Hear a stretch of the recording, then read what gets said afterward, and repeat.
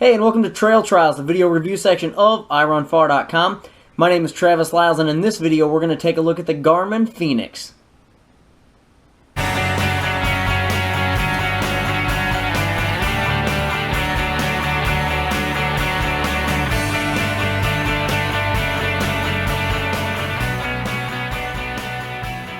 The Fenix from Garmin is considered an ABC watch, which means altitude, barometric pressure, and compass. It also includes GPS.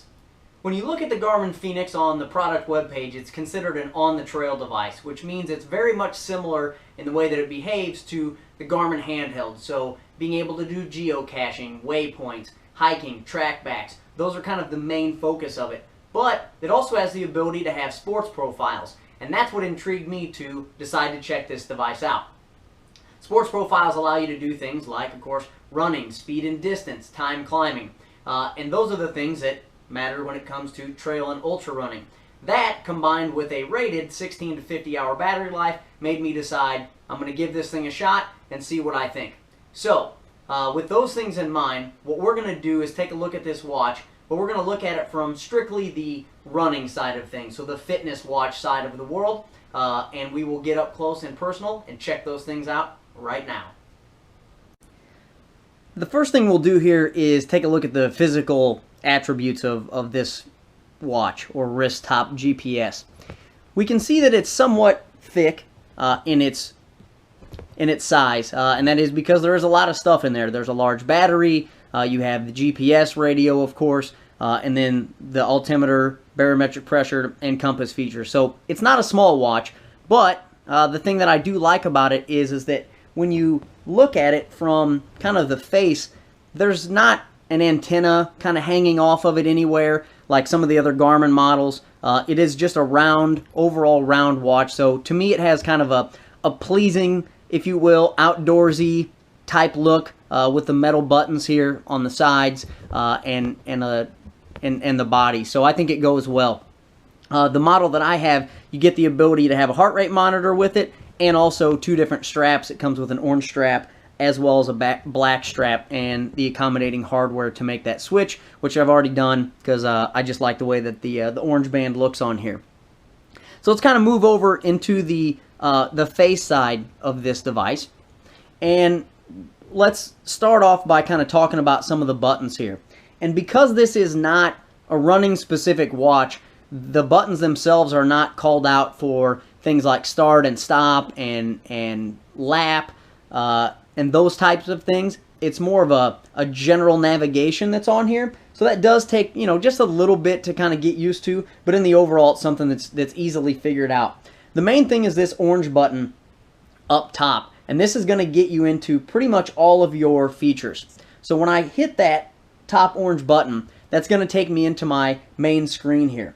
And once I'm in that main screen, I can start GPS, and then I can start to work my way down the different features that are on here. So I can change my sports profiles to determine what it is that I want to do. Do I want to do trail running? Do I want to do normal running? You know, which of those things am I after? I can go into setup, but the big thing I want to do here is just go ahead and you can see, go through my history, my waypoints, my tracks, routes, GPS tools, profiles, which we'll talk about here in a little bit. But I'm just going to start GPS. And we can see it's already acquired. So I just ran not that long ago, and we already have a signal acquired. I am in my house, somewhat near a window, but it does acquire GPS relatively quickly. So once I'm in here, I'm on a running route. So I can see I have distance up top, pace, and an overall. So that's a very standard type running watch. So this was a road run. And as I walk through my up and down buttons in here, I'm going to see different things, right? So here is heart rate monitor. Here's some more heart rate. I can go through, I can get calories, I can get lap time, I can see how much climb I've got, I can see the direction I'm going, and this is going to build out a map for me on the go. So that's one that I've just built over time. The other thing I can do is go back out and say I'm on my watch mode here, and I can go back out and go into a different profile, which is one of the things I liked about this, was I didn't have to stop and start anything. I could really quickly go in and go out, start trail running, move that to road running if I wanted some different features. So I can have a lot of screens available to me really at any time. And once we're in those profiles, as we see here, we can go to trail running, we can hit that, and all this is going to do is take a couple of seconds. It's going to load up that profile, and this one's going to be less about pace and more about climbing, more about distance, more about descent, and it's going to load those things up for me. So we can see up top, that we have the descent, we have pace, and we have time. So maybe something a little more intriguing. And all these are done through a very easy setup menu. And from a button standpoint, like I said, they're not called out. You have start and stop up here at the top. You have a lap button down here at the bottom. You have your light, which actually is called out by the little picture of a light bulb, and then you have your back button. And again, you always have your main button here to get back out, which is stop. So it's relatively intuitive once you sort of get the hang of how this works. It's all generally up and down menus, and then your big orange button and a back button to get back to where you started.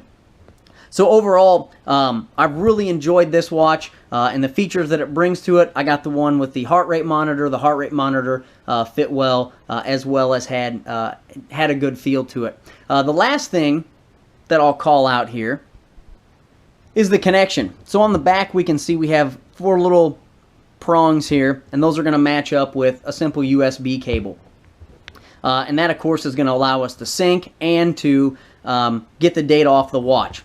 What I really like about this watch, though, is because it's from Garmin, lots of websites online have the ability to have plugins to your favorite web browser. So whether you're talking about Strava, Training Peaks, Daily Mile, Tread Hub, lots of these various services tie in with Garmin and allow us to get in there. The other thing is that these devices show up, if they don't show up directly in the web browser as a direct sync, you can just grab the file off of these devices because they show up as a mass storage device. So from a standpoint of kind of ubiquity in terms of being able to get the data off the watch, that to me is one place where Garmin really shines. Some of the other things that are interesting about this is this watch has Bluetooth on it. So there are iDevices currently, I believe the newest iPhone and the past iPhone, as well as the newest iPad.